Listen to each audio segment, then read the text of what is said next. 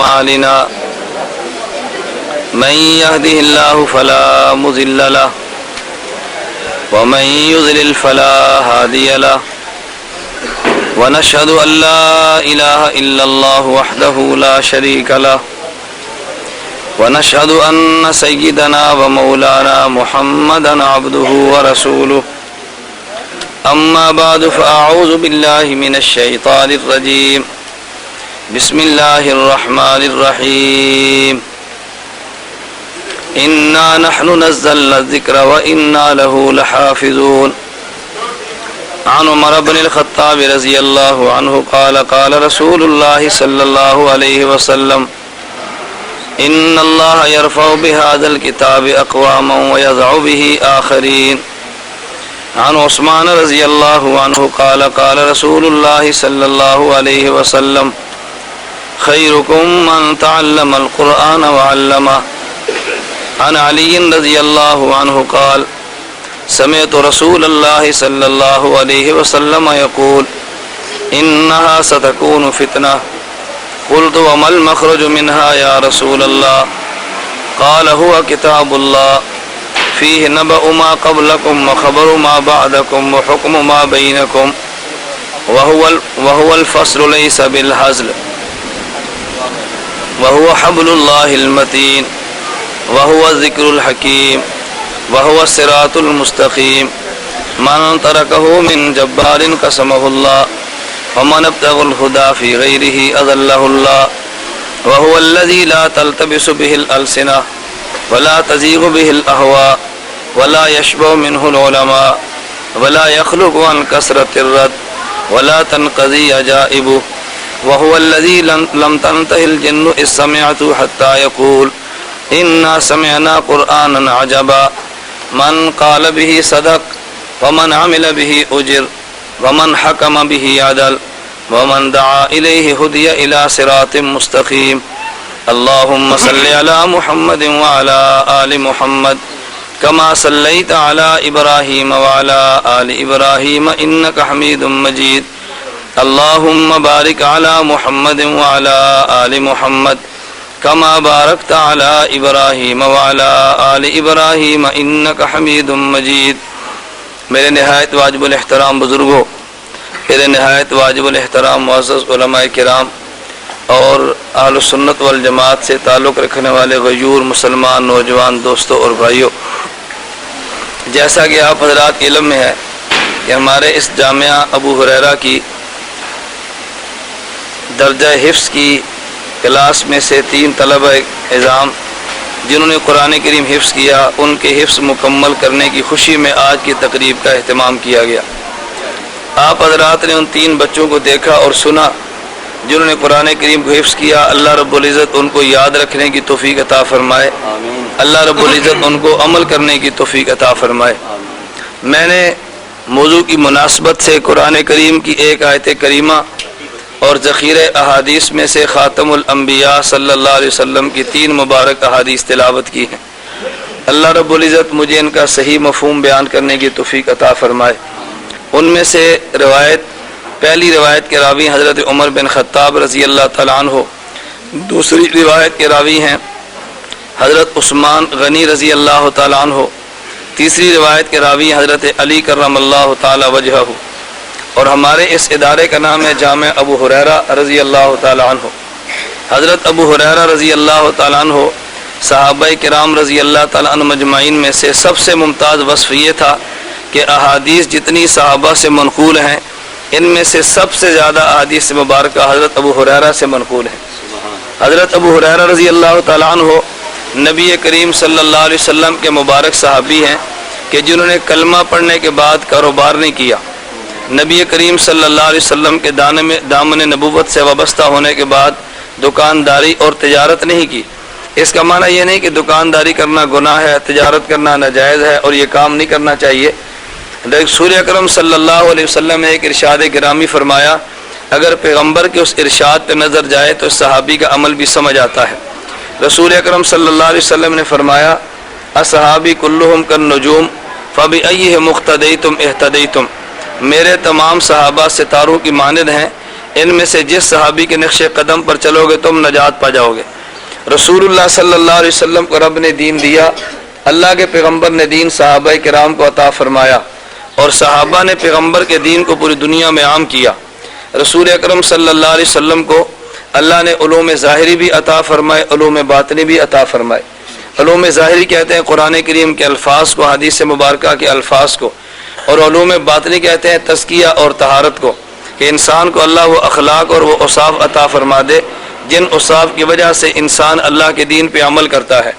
آپ حضرات نے اخلاق کا لفظ تو سنا ہوگا، میں ایک اخلاق کے لفظ کی وضاحت عرض کرتا ہوں۔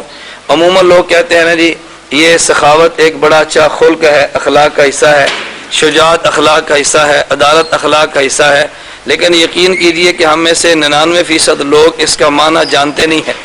اگر کسی سے پوچھو بھی سخاوت کسے کہتے ہیں تو لوگ کہیں گے سخاوت کا معنی ہے کہ پیسے بہت خرچ کرے، حالانکہ پیسے خرچ کرنے کا نام سخاوت نہیں ہے۔ اللہ کی راہ میں مال دینے کا نام تو صدقہ ہے، سخاوت تو نہیں ہے۔ جو انسان اللہ کی راہ میں مال دیتا ہے یہ کہتے ہیں اس نے صدقہ کیا، اگر صدقہ واجبہ دیا تو کہتے ہیں زکوٰۃ ادا کی، اگر پیداوار میں سے صدقہ واجبہ دیا کہتے ہیں عشر دیا، اور اگر نفلی مال دیا کہتے ہیں اس نے صدقہ کیا۔ اس کو قرآنی اصطلاح میں صدقہ بھی کہتے ہیں اور قرآنی اصطلاح میں انفاق فی سبیل اللہ بھی کہتے ہیں، اللہ کی راہ میں خرچ کرنا۔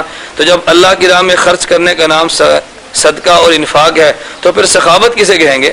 سخاوت کا معنی اللہ کی راہ میں خرچ کرنا نہیں ہے، اصل میں سخاوت کہتے ہیں انسان کے اندر اس وصف کو کہ جو انسان کو اللہ کی راہ میں خرچ کرنے کا جذبہ عطا کرتی ہے۔ تو سخاوت خرچ کرنے کا نام نہیں ہے، سخاوت اندر کے اس جذبے اور فطرت اور طبیعت کا نام ہے کہ جو انسان کو اللہ کے راستے میں خرچ کرنے پہ مجبور کر دیتی ہے۔ بالکل اسی طرح صداقت ہے، شجاعت ہے، عدالت ہے، باقی صاحب اب اسی پر قیاس فرماتے چلے جائیں۔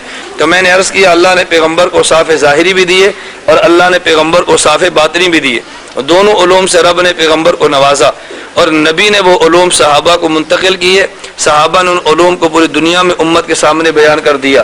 رسول اکرم صلی اللہ علیہ وسلم تو جامع انسان تھے، کوئی وصف انسانیت کا ایسا کامل نہیں ہے جو ہمارے پیغمبر کے اندر نہ پایا جائے۔ ویسے تو اللہ نبی کو کامل پیدا کرتا ہے، نبی انسان کامل ہوتا ہے، لیکن ہمارے پیغمبر تو نبی نہیں، وہ تو نبی الانبیاء ہے۔ ہمارے پیغمبر نبی نہیں، سید الانبیاء ہیں۔ ہمارے پیغمبر تو وہ ہیں کہ جن کی برکت سے اللہ نے آدم سے لے کر عیسیٰ تک کو نبوت عطا کی ہے۔ ہمارا اہل سنت والجماعت کا عقیدہ یہ ہے حضرت آدم سے لے کے عیسیٰ علیہ نبینا علیہ الصلوۃ والسلام تک جس قدر انبیاء کو اللہ نے نبوت دی ہے یہ رسول اکرم صلی اللہ علیہ وسلم کا صدقہ ہے۔ تو حضرات انبیاء کو نبوت ملی لیکن پیغمبر کے صدقے میں ملی، اس کو علماء کی زبان میں کہتے ہیں ذاتی اور عطائی نبوت۔ ہمارے پیغمبر کی نبوت ذاتی تھی اور باقی انبیاء کی نبوت عطا ہوئی بواسطہ رسول اکرم صلی اللہ علیہ وسلم کے۔ تو نبی انسان کامل ہوتا ہے لیکن نبی عام نبی کی بات نہیں، خاتم الانبیاء صلی اللہ علیہ وسلم تو نبی الانبیاء ہے، پیغمبر انسان کامل ہے۔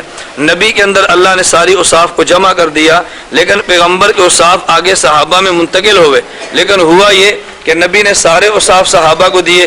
علم تو ہر صحابی کے پاس موجود تھا، ہر صحابی قرآن پورا جانتا تھا، ہر صحابی مسائل کو جانتا تھا۔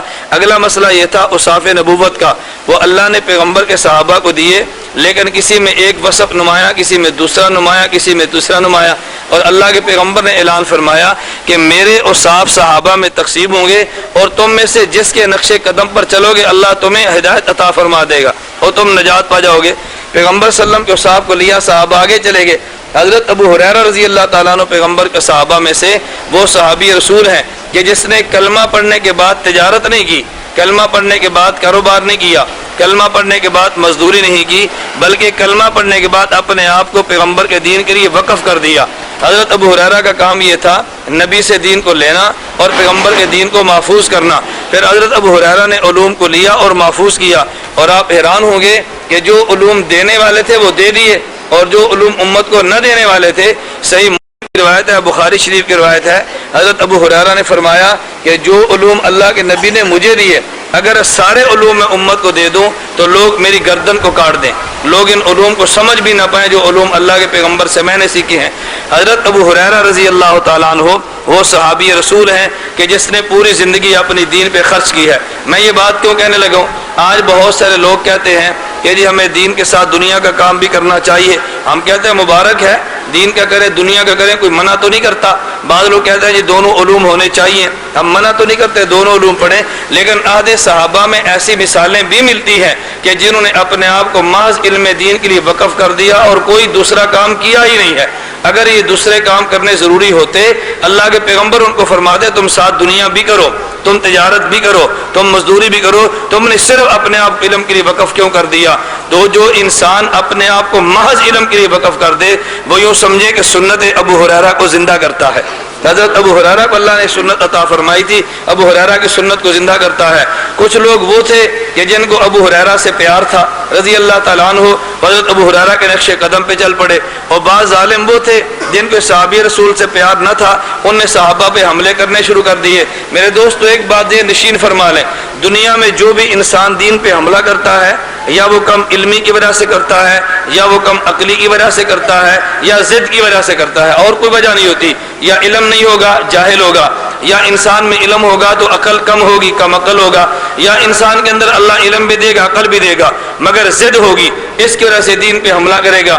جن لوگوں نے صحابہ پہ حملہ کیے ان میں سے بعض وہ لوگ تھے جنہوں نے حضرت ابو ہریرہ رضی اللہ عنہ پر حملہ کیا، اور حملے کا انداز کیا اختیار کیا؟ اب حضرت ابو ہریرہ کا نام ابو ہریرہ تو نہیں تھا، نام تو ان کا عبد الرحمن تھا، والد کا نام صخرہ تھا، عبد الرحمن بن صخرہ، اور بھی ان کے نام روایات میں آتے ہیں، لیکن زیادہ معتبر روایت یہ ہے ان کا نام تھا عبد الرحمن، والد کا نام تھا صخرہ۔ تو بعض لوگ فوراً کہنے لگے کہ تم ابو ہریرہ سے پیار کرتے ہو، ہریرہ عربی زبان میں بلی کو کہتے ہیں، ابو ہریرہ کا معنی ہوتا ہے بلی کا باپ، یہ کون سا عظمت والا آدمی تھا؟ اگر عظمت والا انسان ہوتا اس کا نام ابو ہریرہ کیوں رکھتے؟ میرے دوستو جس کے لیے میں نے بات اٹھائی اللہ کرے یہ بات آپ کو سمجھ آ جائے۔ اب بات سمجھنا، لوگوں نے اعتراض کیا اور اعتراض کیا کرنے لگے؟ ہریرہ نام ہے بلی کا، بلی کا بھی نہیں بلی کے بچے کا جسے ہم بلونگڑا کہتے ہیں، عربی زبان میں ہرۃ بلی کو کہتے ہیں، اور بلی کے چھوٹے بچے کو ہریرہ کہتے ہیں جسے ہم بلونگڑا کہتے ہیں۔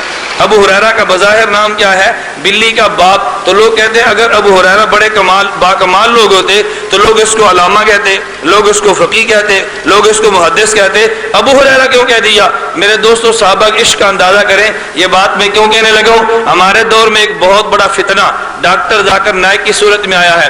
اس ظالم نے ایک نیا فلسفہ دیا ہے، وہ کہتا ہے پیغمبر کے عمل دو قسم کے تھے، نبی نے بعض عمل کیا نبی ہونے کی حیثیت سے اور بعض عمل کیے انسان ہونے کی حیثیت سے۔ میں اور آسان کرتا ہوں، وہ کہتے ہیں حضور نے بعض کام کیے عبادت کے لیے اور بعض کام کیے بشری تقاضوں کی وجہ سے۔ مثلا نبی نے وضو کیا، وضو کیوں کیا؟ کہ نماز پڑھنی تھی، اللہ کا حکم تھا۔ پیغمبر نے نماز کیوں پڑھی؟ کہ اللہ کی عبادت کا حکم تھا۔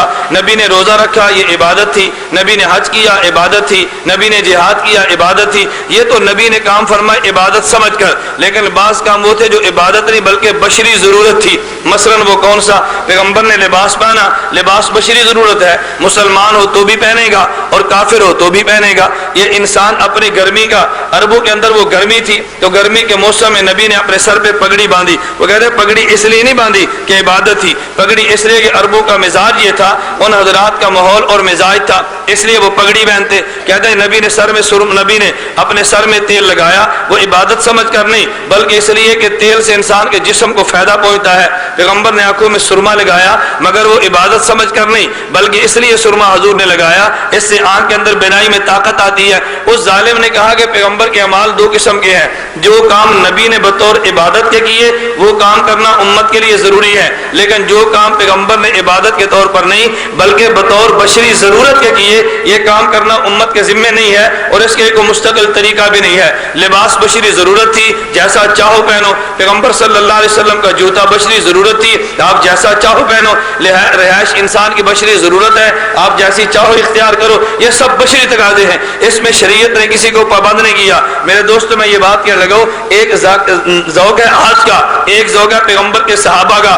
ہم کہتے ہیں اس تقسیم کو کرنے والا وہ شخص ہے جو عشق سے خالی ہے، جو درد نبوت سے خالی ہے، جو پیغمبر کی محبت سے خالی ہے۔ ایک صحابہ وہ تھے کہ جن کو پیغمبر سے پیار اتنا تھا، اگر رسول اکرم صلی اللہ علیہ وسلم کے بارے میں روایات میں آتا ہے، حضور تشریف فرماتے ایک صحابی ہے، صحابی کا نام معاویہ تھا رضی اللہ عنہ۔ یہ معروف حضرت معاویہ نہیں، ایک اور صحابی تھے، ان کا نام حضرت معاویہ تھا رضی اللہ عنہ۔ آئے اور پیغمبر صلی اللہ علیہ وسلم تشریف فرماتے، حضور نے اپنے گریبان کے بٹن کھولے تھے، حضور یوں بیٹھے تھے۔ حضرت معاویہ رضی اللہ عنہ وہ غیر معروف صحابی وہ زندگی بھر اپنا گریبان بند نہیں کیا. کسی نے پوچھا حضرت آپ بٹن کیوں نہیں لگاتے؟ فرمایا جب میں نے محمد کو دیکھا تو بٹن کھلے ہوئے تھے, میرا جی نہیں چاہتا میں بٹن کو لگاؤں. صحابی رسول تھے حضرت ابو محذورہ رضی اللہ تعالی عنہ, نبی پاک صلی اللہ علیہ وسلم جا رہے تھے, راستے میں گزر ہوا, حضرت بلال سے فرمایا اذان دو. بلال نے اذان دی. مشرکین کے بچے بھی تھے, وہ جمع ہوئے, انہوں نے نقل کی. ان میں سے ابو محذورہ بھی تھے, انہوں نے نقالی کے طور پہ اذان پڑھی.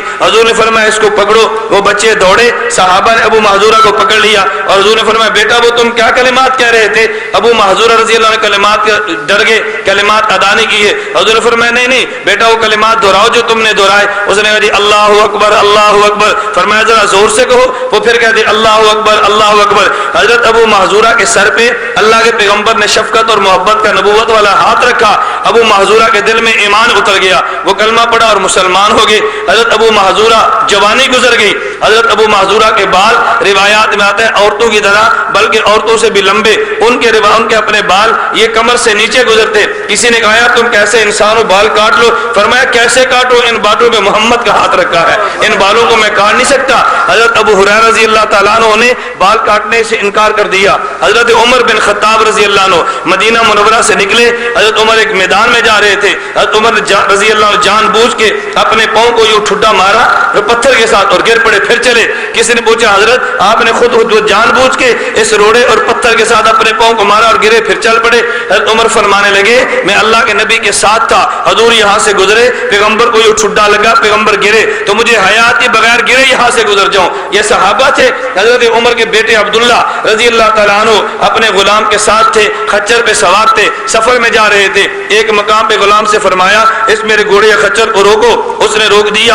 حضرت عبداللہ بن عمر رضی اللہ عنہ اپنی سواری سے نیچے اترے اور ایسے بیٹھے جیسے انسان پیشاب کرنے کے لیے قضاء حاجت کے لیے بیٹھتا ہے. تھوڑی دیر کے لیے بیٹھے, پھر اپنے گھوڑے پہ سوار ہوئے چل دیے. اس غلام نے کہا حضرت اگر آپ نے حاجت نہیں تھی, قضاء حاجت نہیں تھی, آپ یہاں پر اتر کے بیٹھے کیوں؟ آپ کیوں بیٹھے تھے؟ آپ نے وقت ضائع کیا, اچھی رفتار میں جا رہے تھے. فرمایا مجھے ضرورت تو نہ تھی, لیکن ایک مرتبہ جیسے ہم جا رہے ہیں اسی طرح میں اللہ کے پیغمبر کے ساتھ تھا. حضور نے یہاں پہ سواری رکوائی اور پیغمبر قضاء حاجت کے لیے بیٹھے تو میرا جی چاہتا کہ جاتے پیغمبر کی یہ ادا بھی زندہ کر دو. میرا جی چاہتا میں حضور کی ادا بھی زندہ کر دوں. میں اس لیے کہتا ہوں اب صحابہ کا عشق دیکھیں. حضرت ابو ہریرہ کا نام میں بھی مانتا ہوں, ابو ہریرہ نہیں تھا, ابو ہریرہ کا نام عبد الرحمن تھا. ہریرہ عربی زبان میں بلی کے بچے کو کہتے ہیں. حضرت ابو ہریرہ رضی اللہ عنہ کا ذوق تھا, وہ بکریاں چراتے تھے, چرواہے تھے, اپنے پاس ایک بلی رکھی ہوتی. ایک مرتبہ اللہ کے پیغمبر نے دیکھا اور دیکھ کر فرمایا یا ابا ہریرہ, اے بلی والے. ابو ہریرہ کو اللہ کے پیغمبر کا نام اتنا پسند آ گیا, وہ فرماتے مجھے عبد الرحمن مت کہو, ابو ہریرہ کہو, عبد الرحمن مت کو, مجھے ابو ہریرہ کو. حضرت سفینہ رضی اللہ تعالیٰ عنہ پیغمبر کے صحابی تھے. سفینہ کشتی کو کہتے ہیں. اب سفینہ نام تو نہیں ہے, یہ معروف صحابی وہ تھے کہ جن کے بارے میں روایات میں آتا ہے جب صحابہ افریقہ کے جنگلوں میں گزرے تو وہاں پہ دیکھا کہ شیر بھی تھے اور جنگل کے جانور تھے. حضرت سفینہ نے کھڑے ہو کے اس جنگل میں اعلان کیا تھا جو مجھے راہ بتانے کے لیے آیا ہے. حضرت سفینہ ساتھ چلے, وہ صحابہ کے ساتھ پہنچا کر آیا. نام سفینہ نہیں تھا, نام اور تھا. اللہ کے نبی نے دیکھا یہ بوجھ اٹھا لیا کرتے تھے. حضور نے محبت فرمایا تو کشتی لگتی ہے سفینہ. انہوں نے فرمایا میرے نام کو چھوڑ دو, اب مجھے سفینہ ہی کہا کرو, کیونکہ حضور سے محبت تھا. میں کہتا ہوں ذاکر نائک ظالم تو پیغمبر کی محبت سے خالی ہے, اس لیے تو نے کہا. عادت اور ہے, عبادت اور ہے. ہم یہ کہتے ہیں اہل سنت والجماعت عقیدہ یہ ہے, اللہ کی قسم تم نے سر پہ کپڑا تو رکھنا ہی ہے نا, یوں رکھو جیسے پیغمبر نے رکھا. تم نے کپڑا تو پہننا ہی ہے نا, یوں پہنو جیسے پیغمبر نے پہنا. حضرت انس کے بارے میں آپ نے سنا ہوگا, شمائل ترمذی روایت ہے. حضرت انس فرماتے ہیں رضی اللہ تعالی عنہ, فرمایا ایک مرتبہ میں گیا, اللہ کے پیغمبر کھانا کھا رہے تھے. میں نے حضور صلی اللہ علیہ وسلم کے سامنے ایک برتن دیکھا, برتن میں حضور سبزی کو اٹھا رہے تھے تلاش کرتے ہوئے. میں نے دیکھا کون سی سبزی ہے, فرمایا کہ کدو ہے. میں نے نبی پاک کو دیکھا, وہ کدو کو برتن سے اٹھا کے کہتے تھے. انس فرماتے ہیں اس دن کے بعد مجھے کدو سے زیادہ محبوب کوئی غذا نہیں تھی. یہ ادائیں تھی نا. اب حضرت انس کا ذوق اور تھا, تو ذاکر نائک ہوتا وہ کیا کہتا ہے کھانا ہی ہے نا, مجھے مچھلی پسند ہے تمہیں کدو پسند ہے. ہم کہتے ہیں نہیں, صحابہ نے خدا کی قسم اپنی محبت کو پیغمبر کے مزاج میں فنا کر دیا تھا. صحابہ نے اپنی خواہش کو حضور کے قدموں میں ڈال دیا تھا. یہی وجہ تھی میرے اللہ نے حضور کے ساتھ صحابہ کے نام کو زندہ کر دیا. میں نے بات اس لیے اٹھائی, حضرت کا نام ابو ہریرہ نہیں تھا, ہم مانتے ہیں, لیکن اگلی بات بھی کہہ دو, کم عقل وہ لوگ ہیں جو کہتے ہیں ابو ہریرہ کا معنی بلی کا باپ ہے. ان کو دب ان کا معنی بھی نہیں آتا. عربی زبان میں جیسے ابن کا معنی باپ ہوتا ہے، اسی طرح عربی زبان میں ابن کا معنی والا بھی ہوتا ہے. ہمیشہ ابو ہریرہ کا معنی ابن کا معنی باپ نہیں ہوتا. اللہ کے پیغمبر اپنے گھر گئے، اپنے گھر کے دروازے پہ دستک دی، اپنا گھر نہیں، حضرت فاطمہ تو زہرا رضی اللہ عنہ کو گھر گئے، دیکھا تو اپنی بیٹی لخت جگر اکیلی ہے. پوچھا زہرا علی کدھر ہے؟ انہوں نے کہا حضرت علی مجھ سے ناراض ہے. فرمایا کہاں گے؟ کہا حضرت وہ تو مسجد میں لیٹے ہوئے، مسجد میں چلے گئے. اللہ کے پیغمبر کے اب دیکھو خامد اور بیوی میں ناراضگی. کہا خاتون جنت سیدۃ نساء اہل الجنہ، پیغمبر کی لخت جگر ہے، لیکن خامد بیوی معاملات تو ہو ہی جاتے ہیں. اللہ کے پیغمبر نے پوچھا زہرا علی کدھر ہے؟ فرمایا حضرت وہ تو گھر میں نہیں ہے، ہماری کچھ ناراضگی ہوگی. حضور گئے، حضرت علی مسجد میں لیٹے ہوئے تھے. حضور نے فرمایا قوم یا ابا تراب، قوم یا ابا تراب. اب ابو تراب کا معنی گیا، تراب کا معنی مٹی، ابن کا معنی باپ تو نہیں ہے نا. اگر ابو ہریرہ کا معنی بلی کا باپ تھا، حضرت علی کا معنی ہوتا بلی کا نہیں مٹی کا باپ ہوتا، لیکن ہم کہتے نہیں، ابن کا معنی ہوتا ہے مٹی. اللہ کے پیغمبر نے فرمایا یا ابا تراب، یا ابا تراب، اے مٹی والے اٹھ جا. علی کیا ہوا؟ تم گھر کیوں نہیں جاتے؟ چھوڑو ناراضگیاں ہوتی ہیں، اپنے گھر چلو. اللہ کے پیغمبر نے صلح کرا دی. اب دیکھیں ابو تراب تھا، اس کا معنی تراب مٹی کا باپ تو نہیں ہے. ابن کا معنی ہمیشہ باپ نہیں آتا. یہ کم عقلی کی بنیاد پہ تو نے اعتراض کر ڈالا، کم علمی کی بنیاد پہ اعتراض کر ڈالا. میں دوستوں سے کہا کرتا ہوں یہ عجیب بات یہ ہے، اللہ پاک کا نظام دیکھیں. کبھی کبھی رب یوں بھی کرتے ہیں کہ لوگوں کو کسی کا نام یاد نہیں رہتا، بلکہ لوگوں کو اس کا مشن زندہ رہتا ہے. میں اب ان کے حوالے سے ایک بات کہتا ہوں. تاریخ میں دو انسان ایسے گزرے ہیں کہ جو تاریخ انسانی کے سب سے بڑے انسان تھے انبیاء کے بعد. ان میں پہلا انسان حضرت ابو بکر صدیق رضی اللہ تعالیٰ عنہ. صحابہ میں سے پیغمبر کے جانے کے بعد اس امت کا سب سے بڑا شخص حضرت ابو بکر صدیق رضی اللہ تعالیٰ عنہ ہے. لیکن صحابہ کے چلے جانے کے بعد اس کائنات میں جتنے ائمہ اور علماء ہیں، ان علماء ائمہ میں سے سب سے بڑے امام کا نام امام اعظم ابو حنیفہ ہے. حضرت ابو بکر صدیق سے بڑا کائنات میں مانے صحابی نہیں جنا. امام اعظم ابو حنیفہ سے بڑا صحابہ کے بعد مانے امام نہیں جنا. میں ایک بات کہنے لگا، اگر کوئی تم سے پوچھے ابو بکر کا نام کیا تھا تو لوگ نام نہیں جانتے. نام جاننے والے دنیا میں 2-4 ہوں گے. کسی سے پوچھو ابو بکر کا نام کیا ہے، کوئی نہیں جانتا. طلباء جانتے ہوں گے، علماء جانتے ہوں گے. ابو بکر کا نام عبداللہ تھا رضی اللہ تعالیٰ عنہ، نام کوئی نہیں جانتا. حضرت امام اعظم ابو حنیفہ کا نام نعمان تھا، نام کوئی نہیں جانتا. لوگ ابو بکر کو جانتے ہیں، ابو بکر کا نام نہیں جانتے. امام ابو حنیفہ کو ابو حنیفہ جانتے ہیں مگر نام نہیں جانتے. اس کی وجہ ابو بکر کے ایک مشن تھا، اللہ نے اس مشن کو ابو بکر کے نام سے زندہ کیا. ابو حنیفہ کا ایک مشن تھا، اس نام سے اللہ نے ابو حنیفہ کے مشن کو زندہ کیا، یہ نام کو زندہ نہیں کیا. وہ کیسے؟ عربی زبان میں بکر کا معنی ہوتا ہے پہل کرنا. عربی زبان میں بکر کا معنی ہوتا ہے پہل کرنا. حضرت ابو بکر صدیق کو رب نے یہ صفت عطا فرمائی کہ ہر مقام پہ پہل کی. حضور نے فرمایا کلمہ پڑھو ابو بکر پہلے، ہجرت کرو ابو بکر پہلے، صدقہ دو ابو بکر پہلے، کماری بیٹی دو ابو بکر پہلے. جو بھی تقاضا آیا ابو بکر نے پہل کی ہے. اور پہل کرنے والے کو عربی زبان میں ابو بکر کہتے ہیں. اللہ کو پہل کرنے والا ابو بکر کا وصف اتنا پسند آ گیا کہ لوگ نام نہیں جانتے، لیکن یہ جانتا ہے کہ پیغمبر کی ہر دعوے پہ پہل کرنے والا ابو بکر تھا. اس لیے اللہ نے نام تو لوگ بھول گئے، یہ بھولے نہیں ہیں، میرے رب نے بلا دیا. کبھی کبھی اللہ یوں بھی فرماتے ہیں امام اعظم ابو حنیفہ کا معنی کیا ہے؟ حنیفہ کا معنی قرآن کہتا ہے واتبع ملت ابراہیم حنیفہ. یہ حنیفہ تو صفت ہے دین کی. حضرت امام اعظم ابو حنیفہ نے ملت حنیفہ یعنی خالص دین کی اتنی خدمت کی ہے. ابو حنیفہ کا معنی ہے خالص دین والا. اللہ نے ابراہیم کے لیے قرآن میں حنیفن کا لفظ استعمال کیا. حنیف کہتا ہے جو باطل سے الگ ہو جائے، حنیف کہتا ہے بدعت سے الگ ہو جائے، حنیف کہتا ہے کفر سے الگ ہو جائے، حنیف کہتا ہے گمراہی سے الگ ہو جائے. ابو حنیفہ کا معنی جس نے گمراہی کو دین سے الگ کر دیا، بدعت کو الگ کر دیا، فسق کو الگ کر دیا، گمراہی کو جھٹک کے دین کو صاف کر کے امت کے سامنے پیش کر دیا. جس طرح پہل کرنا حضرت ابو بکر کا خاصہ تھا، تو دین میں سے باطل کو الگ کر کے خالص دین کو پیش کرنا یہ حضرت ابو حنیفہ کا خاصہ تھا. اسی لیے لوگ ابو بکر کے نام عبداللہ کو نہیں جانتے، ابو بکر کو جانتے ہیں. حضرت نعمان کے نام کو نہیں جانتے، ابو حنیفہ کو جانتے ہیں. اللہ نے پیغمبر کے جانے کے بعد ابو بکر کے وصف کو مشن کی صورت میں زندہ کر دیا. امام اعظم ابو حنیفہ کے وصف کو مشن کو وصف کی صورت میں زندہ کر دیا. تو یہ تو اعتراض وہی کریں گے نا جن کو ابو کا معنی نہیں آگا. اس لیے ہم ابو ہریرہ پہ اعتراض نہیں کرتے. اللہ کی قسم میں کہتا ہوں ہم اعتراض تو نہیں کرتے. ایک تو ہم کہتے ہیں ابو ہریرہ کا معنی ہے بلی والا، تو بلی کا باپ تو نہیں نا. نمبر 2 ہم کہتے ہیں ان کا ابو ہریرہ کہنا یہ ابو ہریرہ کے عشق نبوت کی دلیل ہے. اس نے نام کو چھوڑ دیا، اس کو زندہ کر دیا. صحابی تھے، ان کے ایک کان ذرا دونوں بڑے تھے. اللہ کے پیغمبر فرمایا یازل، حضور نے فرمایا صحابی تھے، دونوں اس کے ہاتھ تھوڑے سے لمبے تھے. اللہ کے پیغمبر فرمایا یازل یدین، یدین, اے دونوں ہاتھ والے. اب اس کا نام کوئی نہیں جانتا, دونوں ہاتھ والا جانتے ہیں. صحابہ کو پیغمبر سے محبت اتنی تھی کہ حضور کی زبان سے نکل لفظ کی قدر کرتے تھے. تو میں اس لیے دوست عرض کرتا ہوں, وہ تو صحابہ تھے نا. اگر پیغمبر نے ابو تراب کہہ دیا, صحابہ نے اس کو سینے سے لگا لیا. ابو ہریرہ کہہ دیا, سینے سے لگا لیا. ذوالعیدین کہہ دیا, سینے سے لگا لیا. صحابہ وہ تھے کہ جو پیغمبر کی اداؤں پہ مرتے. اور ایک آج ذاکر نائک پیدا ہوا, کہتے ہیں نہیں نہیں, لباس تو ہماری مرضی, یہ ہماری مرضی, رہن سہن ہماری مرضی, کھانا ہماری مرضی. میں کہتا ہوں نہیں نہیں, یہ پیغمبر سے محبت کم ہونے کی دلیل ہے.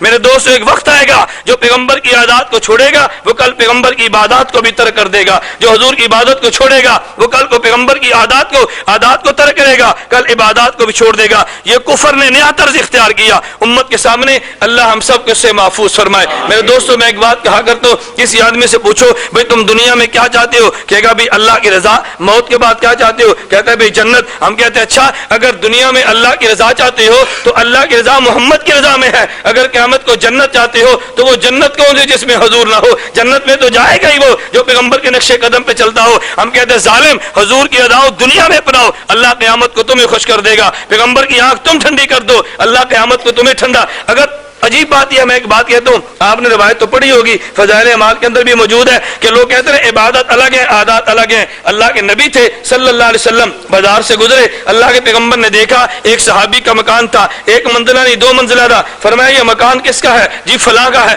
اللہ کے نبی نے ناراضگی کا اظہار کیا. حضور صلی اللہ علیہ وسلم کے صحابی کو اطلاع ملی, واپس گیا, اس نے مکان کو گرا دیا. صحابہ نے پوچھا بھائی کیوں, اس نے کہا اس لیے کہ میرے محمد کو مکان پسند نہیں ہے, میں اس کو رکھنا پسند نہیں کرتا. یہ تعویل تو نہیں کی, یہ عادت اور عبادت ہے. صحابی رسول تھے, اللہ کے پیغمبر نے ان کی ہاتھ سے انگوٹھی دیکھی, حضور نے چادر دیکھی. فرمایا جو تم نے چادر پہنی ہے میری امت کے مردوں پہ حلال ہے, میری امت کے مردوں پہ حرام ہے. یہ ریشم کی چادر ہے, جو یہاں پہنے گا وہاں اس کو نصیب نہیں ہوگی. صحابی گیا اور اس چادر کو جلا کے رکھ دیا. کسی نے کہا بھی تم نے چادر کو کیوں جلایا, ریشم کی چادر تم پہ حرام تھی, اپنی بیوی کو دیتے تھے. کہتے ہیں نہیں نہیں, اس چادر پہ حضور کی نگاہ ناراضگی سے پڑی ہے, میں چادر بیوی کو بھی نہیں دے سکتا. میرے دوستو, یہ مقام تھا, اس لیے صحابہ کے لیے جان دینا آسان تھا. یہی وجہ تھی نا, کبھی داڑھی کٹ گئی یہ عادت ہے, کبھی لباس ختم ہو گیا یہ عادت ہے, کبھی جسم پہ اپنی پگڑیاں اتر گئی یہ عادت ہے. میں کہتا ہوں چھوڑو, خدا کی قسم, اگر تم نے عبادت اپنانی ہے عبادت وہی ہوگی جو پیغمبر کرے گا. اگر عادات اپنانی ہے تو عادت بھی وہی ہوگی جو محمد کرے گا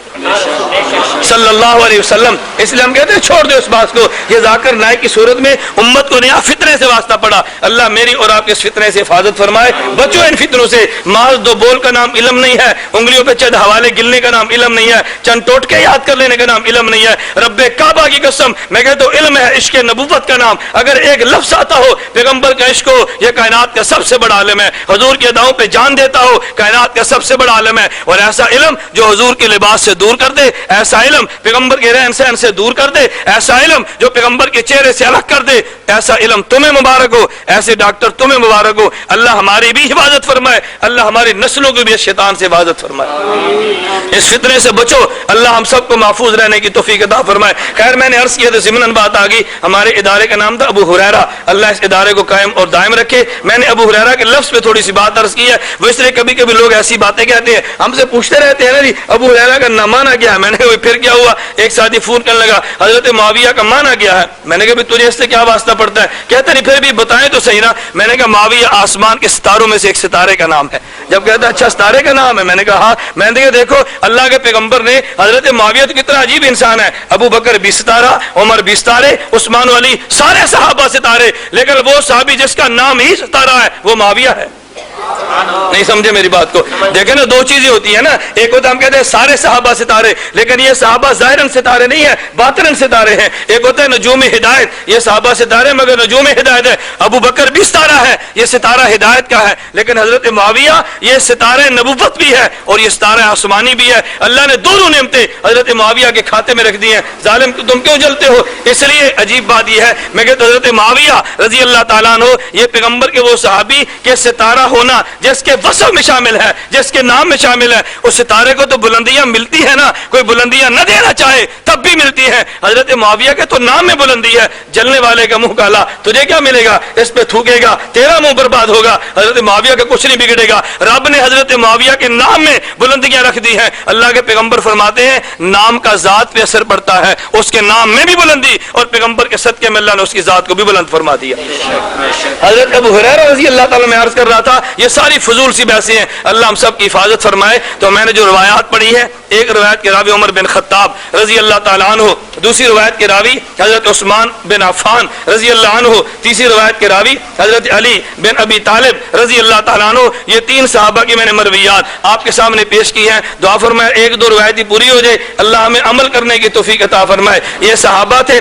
آج آپ نے قرآن سنا, قرآن ختم ہوا. میں ساتھ جو قرآن کے حوالے سے ایک بات کہا کرتا ہوں, آپ نے کبھی سنا لوگ کہتے ہیں اس کو قرآن کہتے ہیں, میں کہتا ہوں بہت اچھی بات ہے. اس کو کتاب اللہ کہتے ہیں, بہت اچھی بات ہے. یہ مختلف اس کے نام ہیں. اس کو کلام اللہ کہتے ہیں, بہت اچھی بات ہے. لیکن اس کو قرآن کیوں کہتے ہیں, اس کو کلام اللہ کیوں کہتے ہیں, اس کو کتاب اللہ کیوں کہتے ہیں؟ کبھی تم نے غور کیا؟ میں کہتا ہوں یاد رکھنا, اس قرآن پہ تین دور گزرے ہیں. ان تین بزرگوں کے نام سے قرآن کے تین نام بنتے ہیں. اللہ رب العزت نے اس کلام کو پڑھا, اللہ نے کلام کا تکلم کیا. نمبر دو, اللہ نے اس قرآن کو حضور کے سینے پہ اتارا, اللہ کے پیغمبر کی زبان نے قرآن کو پڑھا. یہ دو دور گزرے. نمبر تین, اس قرآن کو لکھا گیا. یہ لکھنے والے کون تھے؟ پیغمبر کے صحابہ تھے. میں ایک بات کہا کرتا ہوں, قرآن بھی ٹھیک ہے, کتاب اللہ بھی ٹھیک ہے, کلام اللہ تو نہیں دیا, صحابہ نے قرآن کو لکھ لیا. یہ تو بدعت تھی نا, جو کام نبی نے نہ کیا وہ صحابہ نے کیوں کیا؟ ہر نئی چیز بدعت ہوتی ہے. میرے اللہ کے علم میں تھا کہ لوگ پیغمبر کے صحابہ پہ اعتراض کریں گے, اس لیے میرے رب نے اس اعتراض کا جواب دیتے ہوئے قرآن کا آغاز ہی یہاں سے کیا, الف لام میم ذالک الکتاب لا ریب فیہ. علماء اس بات کو بڑی اچھی طرح جانتے ہیں. دیکھیں نا, عربی زبان میں ایک لفظ ہوتا ہے ذالکا, عربی زبان میں ایک لفظ ہوتا ہے ھذا. ہم اردو میں اشارہ کرتے ہیں نا یہ اور وہ, یہ کے لیے کہتے ہیں ھذا اور وہ کے لیے ذالکا. عربی زبان میں یہ کے لیے ھذا اور ذالکا وہ کے لیے, ایک اشارہ قریب کا اور ایک اشارہ بعید کا. اللہ نے قرآن کو شروع کیا, فرمایا الف لام میم ذالک الکتاب لا ریب فیہ. یہ وہ قرآن ہے جس میں کوئی شک نہیں. اس میں مفسرین نے ایک اعتراض کیا, دیکھو قرآن کو وہ کیوں کہا؟ قرآن تو سامنے موجود ہے. جب قرآن سامنے موجود ہے تو کہنا یوں چاہیے تھا الف لام میم ھذا الکتاب لا ریب فیہ, یہ کتاب وہ ہے جس میں کوئی شک نہیں. اللہ نے یہ نہیں کہا, فرمایا ذالک وہ کتاب جس میں کوئی شک نہیں. اعتراض تو ہوا نا, جب قرآن سامنے ہے, قرآن قریب ہے, اشارہ قریب کا لاؤ, اشارہ دور کا کیوں لائے؟ بعض مفسرین نے جواب یہ دیا, کہتے ہیں ذالک سے مراد اس سامنے جو قرآن اس کی طرف اشارہ نہیں ہے, بلکہ یہ اشارہ لوح محفوظ والے قرآن کی طرف, کہ وہ قرآن جو لوح محفوظ میں ہے اس میں کوئی شک نہیں ہے. لیکن میرے دوست, اس سے بہتر جواب ہمارے کعبے نے کتنا عمدہ دیا. ہمارے کعبے نے بہت عجیب جواب دیا. فرماتے دیکھو اللہ نے پیغمبر کو قرآن دیا تو لکھا ہوا تو نہیں نہ دیا, حضور صلی اللہ علیہ وسلم کے سینے مبارک اثر پہ حضرت جبریل کے ذریعے قرآن دیا. اللہ کے پیغمبر نے صحابہ کو دیا تو پیغمبر نے قرآن لکھ کر تو نہیں نہ دیا, اللہ کے پیغمبر نے قرآن پڑھا, صحابہ نے سنا اور بعد میں لکھ لیا. اب لوگ کہہ سکتے تھے قرآن اللہ نے لکھا ہوا نہیں دیا, تورات اللہ نے لکھی ہوئی دی, انجیل لکھی ہوئی دی, زبور لکھ کر دی ہے, لیکن قرآن تو لکھا ہوا نہیں دیا. پیغمبر نے صحابہ کو لکھا ہوا قرآن نہیں دیا, تو لوگ اعتراض کر سکتے تھے نا, قرآن تو ابو بکر نے لکھا, قرآن تو عمر نے لکھا, قرآن تو عثمان علی نے لکھا. اعتراض ہو سکتا تھا, جو اعتراض 1300 سال 1200 سال یا 1000 سال بعد میں آنا تھا, اللہ نے جواب پہلے دے دیا. اللہ فرماتے ہیں میں جانتا ہوں قرآن محمد نے نہیں لکھا, قرآن ابو بکر لکھے گا, میں جانتا ہوں قرآن عمر لکھے گا. رب نے جواب پہلے دیا, فرمایا الف لام میم ذالک وہ قرآن جو لکھا جائے گا لا ریب فیہ, اس میں کوئی شک نہیں ہے. ابھی نہیں لکھا, ذالک الکتاب وہ جو لکھا جائے گا, اس قرآن میں کوئی شک نہیں. اس لیے ہم کہتے ہیں کبھی تم نے غور کیا, میرے رب نے تکلم کیا, یہ کلام اللہ بنا. اللہ نے پیغمبر کے سینے پہ اتارا, فَإِذَا قَرَأْنَا فَاتَّبِعْ قُرْآنَ. یہ قرآن بنا جب حضور نے پڑھا, اور جب ابو بکر نے لکھا تو پھر یہ کتاب اللہ بنا. قرآن بھی ہے, کلام بھی ہے, کتاب بھی ہے. کلام اللہ ہے اللہ کے اعتبار سے, کتاب اور قرآن یہ کلام اللہ ہے اللہ کے اعتبار سے, اور قرآن ہے حضور کے اعتبار سے, اور کتاب اللہ ابو بکر صدیق کے اعتبار سے. جو ابو بکر نے کام کرنے تھے رب نے پہلے صفائیاں دے دی ہیں تاکہ اس پر کوئی بھونک کر اعتراض نہ کر سکے. اس لیے ہم کہتے ہیں قرآن کو تو بھی ٹھیک, کلام کو تو بھی ٹھیک, اور کتاب اللہ کو تو بھی ٹھیک. یہ قرآن جو لکھا ہوا رب نے ہمیں عطا فرما دیا, رب نے گواہیاں خود دے دی ہے, صداقت پہ مہر رب نے خود لگا لگا دی ہیں بحمداللہ تعالی. اللہ نے ایسی صحابہ کی صفائی دی ہے اب دنیا کا کوئی کافر اس پر اعتراض کر نہیں سکتا، کرے گا تو اپنا ایمان برباد کرے گا. تو میں نے خیر روایات پڑھی اسی قرآن کے حوالے سے. میں عرض کر رہا تھا اللہ میں اس بات کو سمجھنے کی توفیق عطا فرمائے. پہلے میں آیت تھوڑی سی عرض کرتا ہوں. انا نحن نزلنا ذکر وانا له لحافظون. اللہ کہتے ہیں ہم نے قرآن کو اتارا، ہم نے قرآن کی حفاظت کی ہے، آئندہ قرآن کی حفاظت بھی ہم کریں گے. وعدہ تو اللہ نے لیا نا. ہم اس پہ ایک بات کہا کرتے ہیں کہ دنیا کے یہودیوں اور عیسائیوں کو ہم کہتے ہیں تمہاری تورات ٹھیک، تمہاری انجیل ٹھیک، تمہاری زبور ٹھیک، ہم مانتے ہیں. لیکن ایک بات یاد رکھو،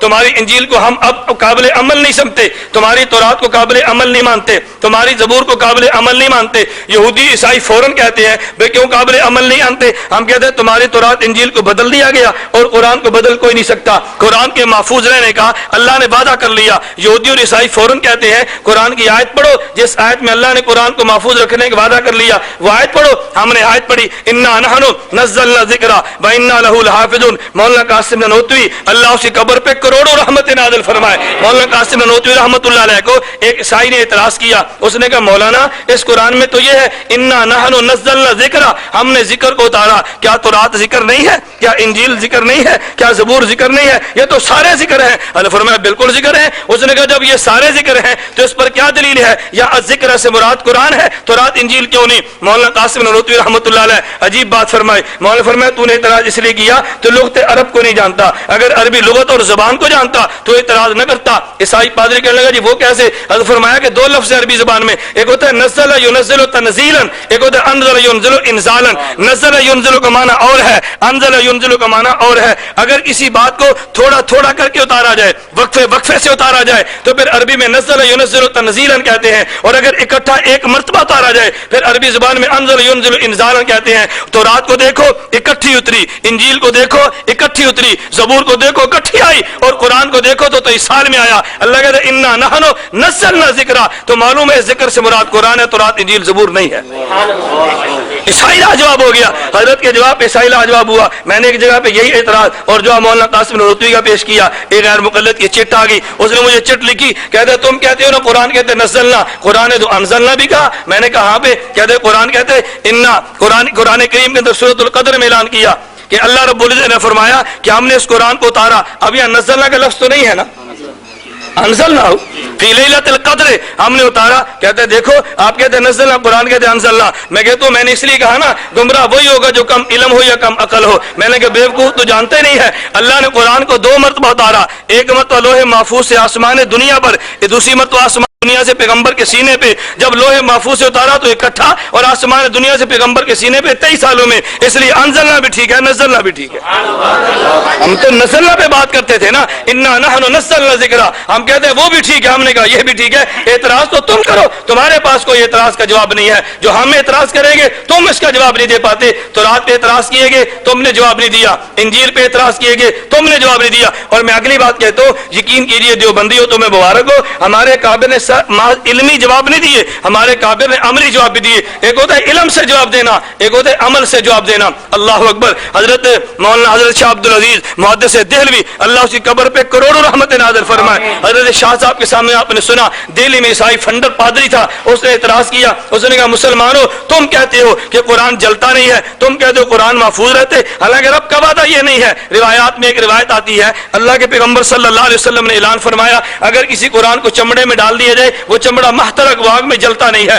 اس عیسائی نے اس حدیث کو اعتراض بنیاد بنا کے لگا، کہتے تم کہتے ہو کہ یہ قرآن جلتا نہیں ہے، اچھا آؤ تو مجھ سے مناظرہ کرو، لیکن مناظرہ علمی نہیں ہوگا، میرا تمہارا مناظرہ عملی ہوگا. تم اپنے قرآن کو لاؤ، میں اپنی انجیل کو لاتا ہوں. تم اپنے قرآن کو آگ میں یہاں سے باللہ ڈال دو، میں اپنی انجیل کو ڈال دیتا ہوں. جو جل گیا وہ جھوٹا، جو بچ گیا وہ سچا. مسلمان بڑے پریشان ہوئے. پریشانی کے عالم میں حضرت شاہ عبد العزیز محدث دہلوی رحمۃ اللہ علیہ کی خدمت میں گئے اور کہا حضرت آپ فرمائے ہمارے تو جواب سمجھ نہیں آتا. فرمایا تم چیلنج قبول کرو، تمہیں گھبرانے کی ضرورت نہیں ہے. میں نے پہلے بھی یہاں پہ کہا تھا، آج بھی آپ سے لاہور کے مسلمانوں کہتا ہوں ہماری پریشانی کی وجہ یہ ہے ہم اعتراض کا جواب خود دینے کی کوشش کرتے ہیں. جواب خود مت دو، جواب کے لیے عالم کی طرف رجوع کرو. کافر تمہارا پیچھا چھوڑ جائے گا، گمراہ تمہیں چھوڑ جائے گا. یہ طے شدہ بات ہے. اگر تم پہ کوئی اعتراض کرے تم خود جواب مت دو. کبھی میں عالم نہیں ہوں، میرے عالم کے پاس ہو. تم عالم کا نام لوگے یہ یوں دوڑے گا جیسے شیطان اذان کی آواز سن کے دوڑتے. تم آزما کر تو دیکھو، یہ گناہ गुनाह तभी होगा हम खुद सवाल का जवाब देंगे, जवाब बनेगा नहीं और बातिल के सामने झुक जाएंगे। हम कहते हैं कोई दलील तो उसके पास भी है ना, मैं कहता हूं कोई दलील उसके पास तो थी, लेकिन तुम इधर आकर तो बात करो। अभी कल की बात है, परसों की, बल्कि यहाँ से गैर मुकल्लद थे, एक हमारा तबलीगी भाई, उसको लेकर सरगोदा मेरे पास एतराजात के जवाब के लिए, उन्होंने कहा हमें सवाल आता, मैंने कहा बहुत अच्छी बात। वो एक सवाल करने लगा, वही जो गैर मुकल्लदीन ने रटा रखे थे, मुझे कहते मौलाना आप तकलीद करते हो? मैंने कहा बिहम्दिल्लाह ताला करते ही नहीं है, बल्कि तकलीद को वाजिब भी समझते हैं, जो नहीं करता उसको फासिक भी कहते हैं। मुझे वो कहने लगे तकलीद कैसे? मैंने कहा दलील बात की है, दलील बात ही। मुझे कहते आप तकलीद समझा सकते हो? मैंने कहा समझा सकता हूँ। कहते हैं कहाँ से? मैंने कहा कुरान से। हम तीन बैठे, कहते जी कुरान से दलील लो। मैंने कहा तू कुरान पढ़, कहाँ से पढ़ता है? कहते जी अल्हम्दुलिल्लाह रब्बिल आलमीन। मैंने कहा तूने हमजे पे कौन सी हरकत पढ़ी है? कहते जबर की। मैंने कहा तू कहते अल्हम्दो, मैं कहता इल्हम्दो, ये कहते उल्हम्दो। बता मेरी इल्हम्दो गलत है, तेरा अल्हम्दो ठीक है, तो मुझे दलील दे। नहीं समझे? मैंने कहा भाई तू दलील ले, तू इतनी जल्दी जो गैर मुकल्लद हुआ, हमें भी कोई दलील ले। कहता जी अलहम्दो नहीं है। मैंने कहा मैं कहता नहीं है, अलहम्दो है। तू बता अलहम्दो क्यों है? तूने अलहम्दो पढ़ते अल्लाह को देखा? तूने अलहम्दो पढ़ते अल्लाह के रसूल को देखा? तूने अलफ पे जबर कैसे पढ़ी है? तूने कारी से पढ़ी ना, कारी बात के तूने मान ली है। तेरा मौलवी कहते तूने बात मान ली है, तेरी माँ ने कहा अलहम्दो, तूने मान लिया। इमाम आजम अबू हनीफा की तकलीद नहीं करता, अपने बाप की तकलीद करता है, कुरान के कारी की तकलीद करता है, इमाम की तकलीद नहीं करता। मैंने कहा जालिम मेरी बात को पल्ले बांध ले, अगर तू तकलीद न करे, रब्बे काबा की कसम तुम दीन की बात करते हो, अलहम्दो में हमजे की जबर भी साबित नहीं होती, तू साबित कर दे। मैंने कहा मुझसे कह दे। मैं कहता मेरे पास दलील मौजूद है, अलहम्दो में जबर क्यों पढ़ते हैं? हमारे पास दलील है, हमने नहव पढ़ी, हमें मौजूद है हमजा वसलिया जो मफ्तू होता है इब्तिदाई कलाम में, मैं तो दलील दे लूंगा। लेकिन अगली बात याद रख ले, मैं कहता हूं बात याद रखो, तकलीद कहते किसे हैं? तकलीद इसका माना होता है एक बात दलील हो, आप बिला मुतारबे दलील मान ले, अगरचे बाद में तुम्हें दलील भी मिल जाए, अगरचे बाद में दलील मिल जाए, बाद में दलील मिल जाना। जब मैंने अलहम्दो पढ़ा था तो मुझे मालूम नहीं था अलहम्दो क्यों पढ़ते हैं, हमें माँ ने पढ़ाया, बाप ने पढ़ाया, उस्ताद ने पढ़ाया, हमने पढ़ लिया, अब हमें दलील भी आती है। लेकिन दलील आने के बाद हम खुद को मुज्तहिद नहीं कहते, हम कहते ना हम मुज्तहिद नहीं है, ये तो मुज्तहिद की दी हुई दलीलें हमें पढ़ी है। मैंने उससे कहा वो गैर मुकल्लिद हुआ था, मैंने कहा देखो मैं तुम्हें एक बात कहता हूँ, तुम सुबह अहले हदीसों के मदरसे में जाओ और उनसे जाकर पूछो कि तुम जो 8 साल 10 साल 5 साल निसाब है ना, वो मुझे किताबें दो, मैं मदरसे में पढ़ना चाहता हूँ, वो तुम्हें किताबें देंगे। अगर उन किताबों में फिका की किताबें ना हो, मैंने इस मसले कबूल कर लूंगा। कहते हैं क्या मतलब? मैंने कहा मसले हमसे याद करते हैं, याद होने के बाद फिर हमें भोगना शुरू करते हैं, याद हमसे करते हैं, हिदाया हमारी पढ़ेंगे, कंध हमारी पढ़ेंगे, कुदूरी हमारी पढ़ेंगे, जब मसले याद हो जाएंगे फिर गालियां देने शुरू कर देंगे। कहते हैं क्या मतलब? मैंने कहा तुझे नहीं यकीन आता, गैर मुकल्लिदीन का चला जा, उसे कह दे भाई मैं पूरी नमाज मुझे सिखा दो, कुरान और हदीस से पूरी नमाज सिखा दो, वो सिखा दे, मैं बमा मदरसा बमा सादा के मैं हदीस होने का ऐलान कर दूंगा। मुझसे पूछोगे तो मैंने कहना है मुकम्मल नमाज फिका में है, मैं कहूंगा मुकम्मल नमाज कहां पे है?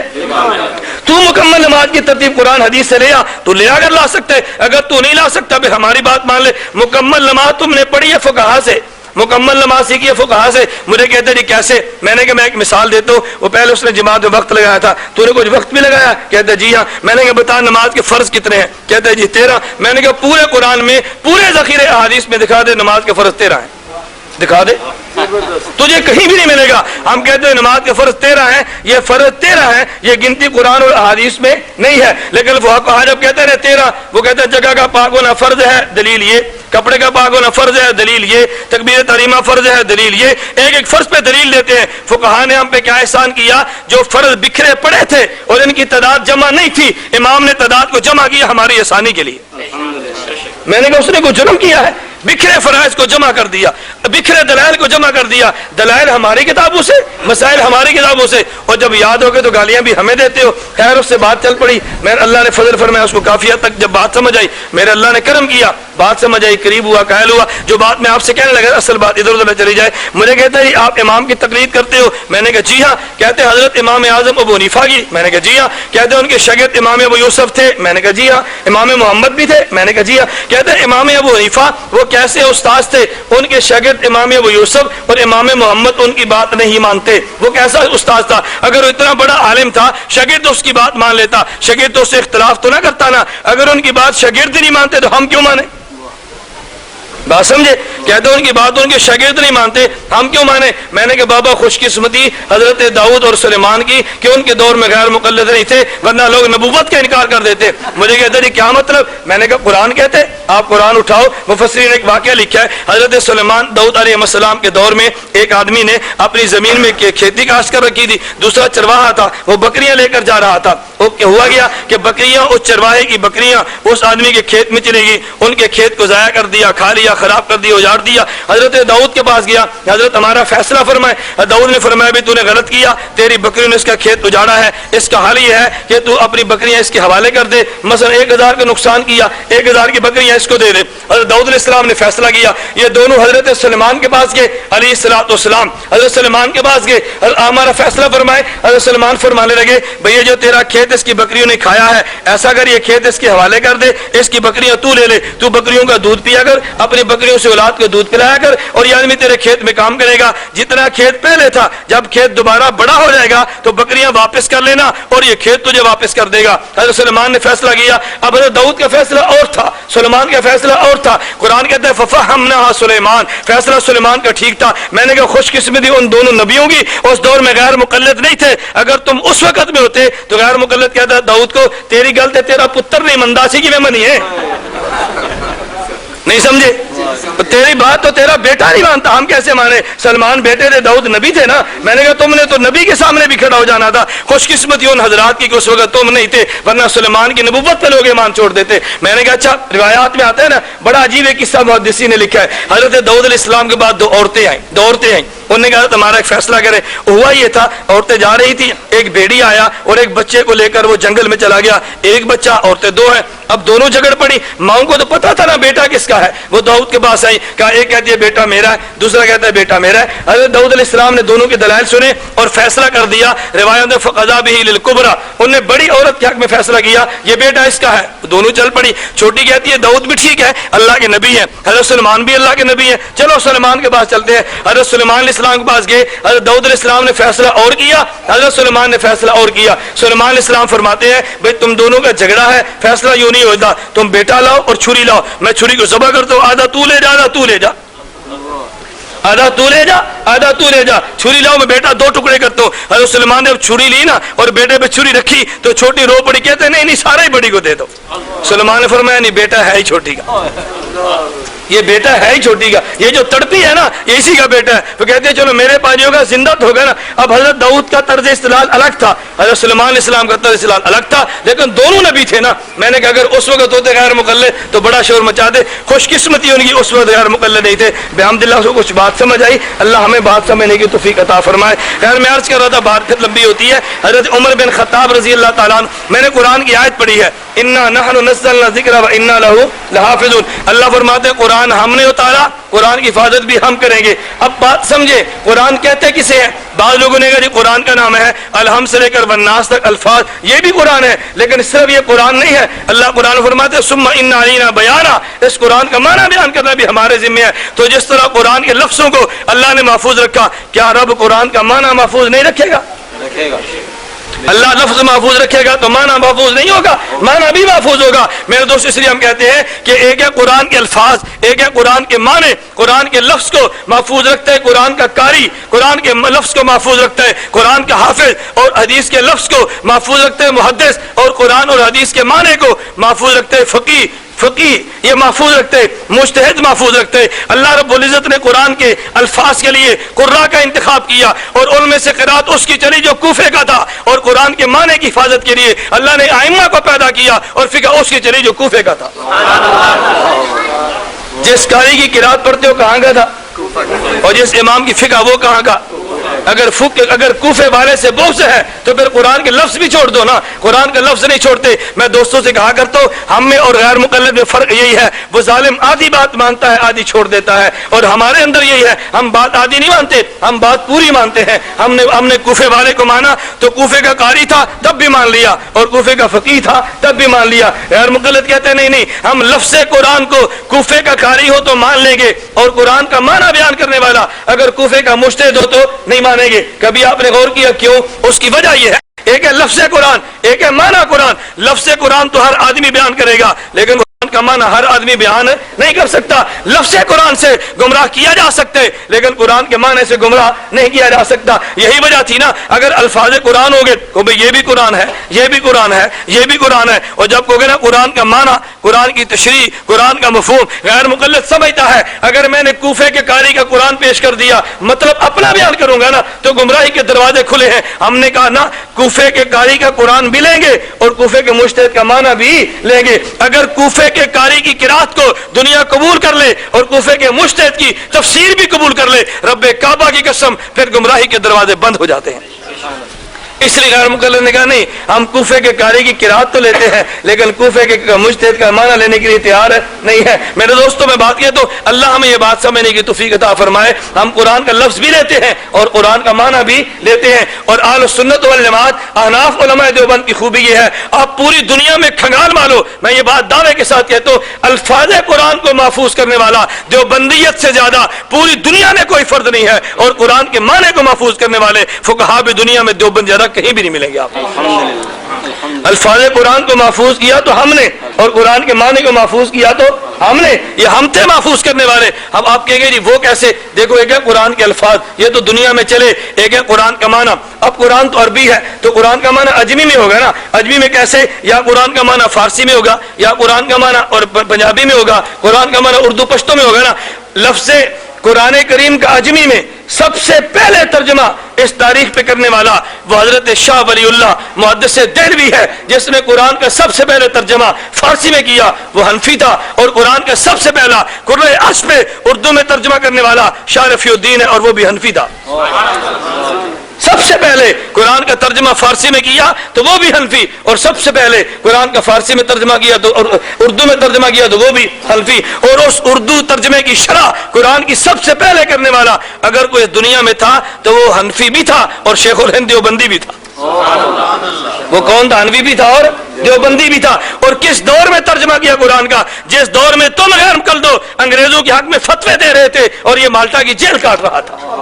کس دور میں, جب تم انگریزوں کے حق میں فتوے دے رہے تھے, انگریز کے حق میں جہاد کے منسوخ ہونے کے اعلان کر رہے تھے. الاقتصادی مسائل جہاد میں محمد حسین بٹالوی نے نہیں لکھا.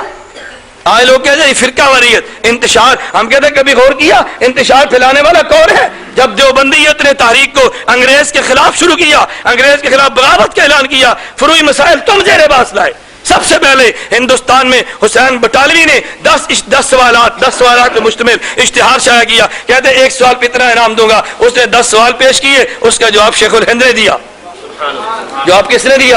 شیخ الہند نے دیا. حسین بٹالوی کی تولتی بند ہو گئی, حسین بٹالوی خود نہیں آیا. عبد الکریم غیر مقلد سے حسین بٹالوی نے جواب لکھایا, وہی عبد الکریم جو بعد میں قادیانی بنا, ان کا مفتی بعد میں قادیانی بنا. پھر شیخ الہند نے اس کا جواب ایضاح الادلہ کے نام سے دیا, جو آج تک غیر مقلدیت کے سینے پہ ہم کہتے ہیں وہ لوہے کے میخ کی طرح ہے جس کو غیر مقلد نہیں نکال سکا. 60 سال گزر گئے, آج تک ایضاح الادلہ کا جواب نہیں آیا, اور اب نے چاہا تو آئندہ آئے گا بھی نہیں انشاءاللہ. میں عرض کرتا ہوں انگریز کے خلاف جنگ کون لڑ رہا تھا؟ دیوبندی. اور منسوخیت جہاد کے فتوے کون دے رہا تھا؟ غیر مقلد.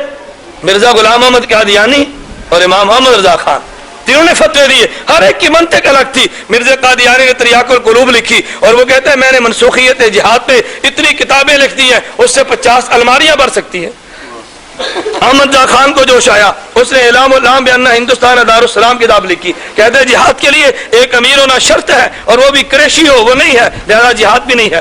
پھر مروڑ اٹھا محمد حسین بٹالوی کے پیٹ میں, پھر اس نے کتاب لکھی الاقتصادی مسائل جہاد, اور پورے ہندوستان کے اس وقت کے غیر مقلد علماء سے دستخط کروائے. اور پھر اس اقتصاد فی مسائل جہاد کے مصنف حسین بٹالوی نے انگریز گورنر کو درخواست دی. اس نے کہا ہم نے اتنی خدمت کی ہے, اقتصاد جیسی کتاب لکھ کے جہاد کی منسوخیت کے فتوے دیے اللہ کے لیے, اب ہمیں وہابی نہ کہو, اب ہمیں اہل حدیث کہو.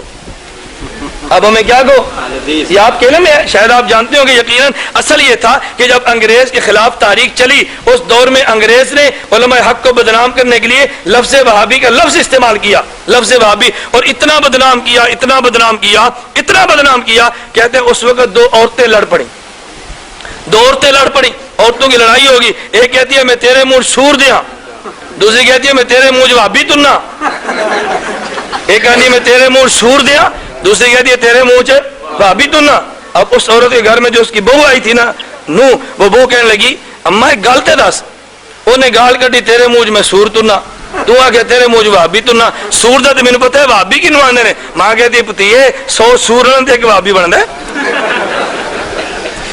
اس قدر انگریز نے اس لفظ کو اس قدر بدنام کیا، اس قدر بدنام کیا، یہ وہابی کے لفظ کے لیے تھا، مجاہدین کے لیے اس قدر بدنام کیا۔ کہتے ایک مولوی تھا نا، اور مولوی تھا بدعتی، وہ کون تھا خود سمجھ لو، بدعتی مولوی تھا وہ اللہ کی شان، اور ہندو تھا دکاندار، ہندو دکاندار سے وہ سودا لیتا رہا، 4-5 ہزار قرض چڑھ گیا۔ اس ہندو نے کہا، لالا جی نے کہا حضرت جی مہربانی فرماؤ اب ہمارا قرض اتارو۔ حضرت نے کہا تو بندرا پتر بان میرے کو پیسے نہ مانگ۔ اس نے کہا حضرت جی مہربانی فرماؤ قرض بہت ہو گیا دے دو۔ اس نے کہا اچھا تجھے ہفتے کے دن دوں گا۔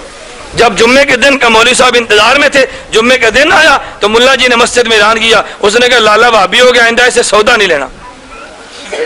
وہ شاک کی جماعت تھی، عاشق تھے، ان سب لوگوں نے سودا لینا چھوڑ دیا۔ اب لالے کی دکان ٹھپ ہے، دکان چل نہیں رہی۔ لالے نے غور کیا ابھی دکان چلتی کیوں نہیں؟ کسی آدمی سے پوچھا یار میرے پاس گاہک نہیں آتے، اس نے کہا حضرت جی نے فتویٰ لگایا کہ تو بھابی ہو گیا۔ وہ آیا مولانا کے بعد، کہتا حضرت میں 5 ہزار قرض نہیں لیتا، آپ فتویٰ واپس لو، فتویٰ لو واپس۔ مولوی صاحب نے کہا ٹھیک ہے۔ جمعے کے دن آئے تو مولوی صاحب نے جمعے کے دن کہا بھائی اب یہ بھابی نہیں ہے، یہ دوبارہ لالا جی ہندو بن گیا، اس لیے آپ اسے سودا لے سکتے۔ اس قدر انگریز نے بدنام کیا، اس قدر انگریز نے بدنام کیا، اپنے مخالفین کو لفظ وہابی سے تعبیر کیا۔ تو غیر مقلدین نے درخواست کی، انہوں نے کہا ہم نے تمہارے خلاف جہاد نہیں کیا۔ صدیق حسن خان نے ترجمان وہابیہ کتاب لکھی، کہتے ہیں سب تمہارے خلاف بغاوت کرنے والے حنفی ہیں، ہم حنفی نہیں ہیں۔ اختصار فی مسائل جہاد میں حسین بٹالوی نے کہا جہاد منسوخ ہو گیا، ہم وہ لوگ نہیں ہیں، فتوے دیے اور پھر درخواست دی ہمیں وہابی مت کہو، وہابی اور ہم نہیں ہیں۔ پھر باقاعدہ انگریز نے سرکلر کے لیے ان کا نام اہل حدیث رکھا۔ پھر نام کیا جاری رکھا؟ میں ساتھیوں کہتا ہوں تمہیں اور کوئی کتاب نہ ملے تو پاکستان پنجاب کے BA کے نصاب میں تاریخ پاکستان کے نام سے کتاب شامل ہے، صفحہ نمبر 94 پر عنوان موجود ہے، عنوان یہ اہل حدیث اور مسلک وفاداری۔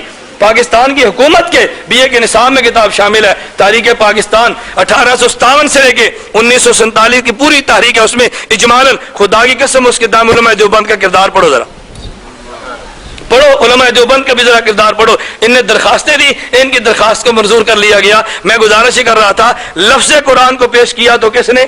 دیوبندی نے، اور قرآن کی تشریح کی تو کس نے؟ دیوبندی نے۔ ہم کہتے ہیں اللہ تیرا شکر ہے کہ قرآن کے الفاظ کو زندہ رکھا تو تو نے ہمیں اس کے لیے انتخاب کیا، قرآن کے معنی کو زندہ رکھا تو تو نے ہمیں انتخاب کیا۔ میرے دوستو میں کہتا ہوں شیخ الہند نے ترجمہ لکھنے کا آغاز کہاں سے شروع کیا؟ جیل سے۔ کہاں شروع کیا؟ جیل سے۔ حضرت تو دنیا چھوڑ گئے، ترجمہ لکھا 2.5 پارے کی تفسیر سے دنیا چھوڑ میں، پھر اللہ نے انتخاب کیا شیخ الاسلام مولانا شبیر احمد عثمانی کا، انہی کے نام پہ تفسیر عثمانی ہے۔ یہ شبیر احمد عثمانی وہی تھے جب پاکستان بنا تو مغربی پاکستان کراچی میں پاکستان کا پرچم محمد علی جناح نے ان کے ہاتھوں سے لہرایا تھا۔ لوگ کہتے ہیں دیوبند کا کردار کوئی نہیں ہے پاکستان بنانے میں، جس کو تم بانی پاکستان کے وہ کہتے ہو، وہ کہتے ہیں پرچم دیوبندی ہو تم لہراؤ، کردار جو نہیں ہے، کردار جو نہیں ہے، کہتے ہیں پرچم تم لہراؤ، مغربی پاکستان میں بھی تم لہراؤ، اور مشرقی پاکستان میں دارالعلوم دیوبند کے شیخ الحدیث ظفر احمد عثمانی کہا یہاں تم لہراؤ، اور محمد علی جناح نے کہا میں مر جاؤں نا تو میرا جنازہ غیر مقلد نہیں، یہ دیوبندی شبیر احمد عثمانی پڑھے، پاکستان تم نے بنایا۔ میرے دوستو خیر میں نے عرض کیا انا نحن نزلنا الذکر وانا لہ لحافظون۔ میں آخری بات کہتا ہوں الفاظ قرآن بھی ہم نے محفوظ کیے، قرآن کا معنی بھی ہم نے محفوظ کیا، اور جب امت نے اس قرآن پہ عمل کرنا چھوڑ دیا تبلیغی جماعت کی صورت میں پوری دنیا میں عمل کی تاریخ بھی ہم نے زندہ کی۔ یہ بھی ہمارے کھاتے میں ہے، تمہارے کھاتے میں تو یہ بھی نہیں ہے بحمد اللہ تعالیٰ۔ اسی وجہ سے جلتا ہے نا، اسی وجہ سے پوچھو اس سے بھائی تبلیغ جماعت سے کیا دعوت ہے؟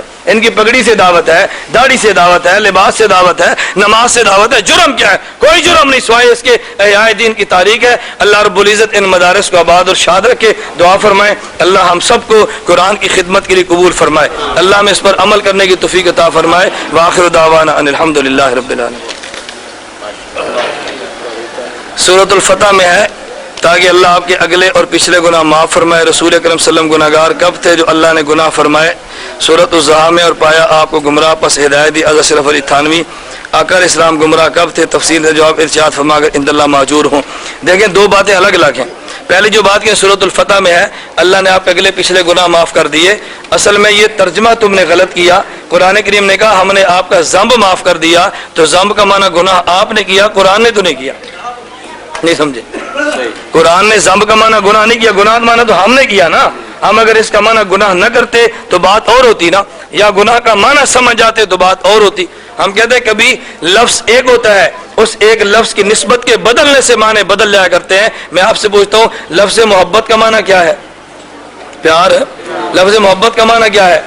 اور جب کو ماں سے محبت تو معنی اور ہے، اور جب کو بیٹی سے محبت تو معنی، بہن سے محبت تو معنی، بیوی سے محبت تو معنی، لفظ محبت ہی ہے نا، نسبت بدلتی ہے معنی بدل جاتا ہے۔ جب ہم کہتے ہیں زب امتی کا تو معنی اور ہوتا ہے، جب کہتے ہیں زب نبی کا تو پھر معنی اور ہوتا ہے، معنی بدل جاتے ہیں۔ ذنب امتی کا معنی ہوتا ہے اللہ کی نافرمانی کرنا، اور ذنب نبی کا معنی اللہ کی نافرمانی کرنا نہیں ہوتا، بلکہ کبھی کبھی یہ ہوتا ہے کہ نبی ایک کام بھول کر کرتا ہے اور نبی کو بھول کر بھی نہیں کرنا چاہیے، اور نبی کہتے ہیں اللہ میں نے گناہ کیا، بھول گیا، اللہ فرماتا ہے چل میں نے تجھے معاف کیا۔ نبی کے لفظ کو اللہ دوبارہ نقل کرتا ہے اور لوگ اس لفظ کو گناہ کہہ مارتے ہیں، یہ بات غلط ہے۔ بات سمجھے؟ تفصیلی جواب تو پھر عصمت انبیاء پر ہے، کبھی عصمت انبیاء پر بات ہوئی تو پھر کہتے ہیں تھانوی رحمہ نے فرمایا آپ کو گمراہ، پس یہ قرآن کریم میں ہے وَوَجَدَكَ ضَالًّا فَهَدَىٰ، اس کا حضرت تھانوی نے ترجمہ یہ فرمایا ہم نے آپ کو گم راہ پایا، تو کیا پایا؟ گمراہ نہیں، کیا پایا؟ گم راہ پایا، تو اللہ نے آپ کو ہدایت فرمائی۔ گم راہ کا معنی کیا کہ نبی کریم صلی اللہ علیہ وسلم کو جب نبوت نہیں ملی تھی، اللہ کے پیغمبر غار میں بیٹھ کے اللہ کی عبادت کرتے اور حضور سوچتے رہتے، نبی کے سامنے کوئی راہ نہیں تھا، اللہ نے جبریل نبوت عطا کی، حضور کے راستے صاف فرما دیے۔ اس میں کیا انکار کی بات ہے؟ اصل میں ہمیں غلط فہمی ہوتی ہے، گمراہ یہ فارسی کا لفظ ہے، یہ اردو کا لفظ نہیں ہے، یہ فارسی کا لفظ ہے، اردو کا لفظ۔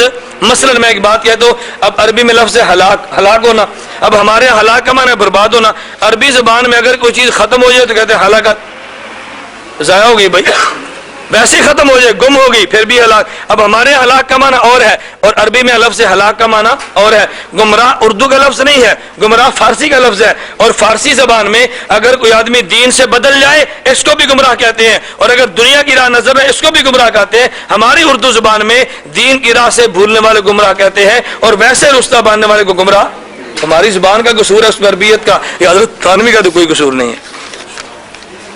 غیر مقلد کہتے ہیں کہ عقیقہ کے اندر حدیث پاک میں لڑکے کے لیے 2 بکرے اور لڑکی کے لیے 1 بکری کا ذکر ہے، اور احناف والے گائے وغیرہ کے اندر عقیقہ کے ساتھ اسے قرار دیتے ہیں، حالانکہ حدیث میں کوئی نہیں تفصیلی بیان فرمائے۔ غیر مقلد جھوٹ بولتے ہیں۔ یہ کتاب العقیقہ آپ صحیح اب سننے ابو داؤد کے اندر روایت پڑھ لیں، آپ کو وہاں سے اندازہ ہو جائے گا۔ ابو داؤد نے، امام ابو داؤد رحمۃ اللہ علیہ نے، ان کو جو دھوکہ لگا ہے نا، یہ کہتے ہیں جی عقیقہ، ہم نے کہا جی اگر گائے کا حصہ ہو تو بھی اس کے لیے جائز ہے۔ اصل میں گائے کو اللہ پاک نے جہاں قربانی اونٹ کی ہوگی، قربانی گائے کی ہوگی، قربانی بھیڑ کی ہوگی اور قربانی بکری کی ہوگی، نسک کا لفظ کیا قربانی کے لیے۔ ابو داؤد نے حدیث میں اسے نسک کا لفظ استعمال کیا عقیقے کے لیے بھی، جس طرح نسکن کا لفظ ہے قربانی کے لیے، اسی طرح حدیث مبارک میں نسکن کا لفظ ہے عقیقے کے لیے۔ اس لفظی اشتراک کی بنیاد پہ احناف یہ کہتے ہیں کہ جس طرح نسک میں قربانی میں گائے کا حصہ دینا ٹھیک ہے، اس طرح عقیقہ میں بھی گائے کا حصہ دینا ٹھیک ہے۔ بس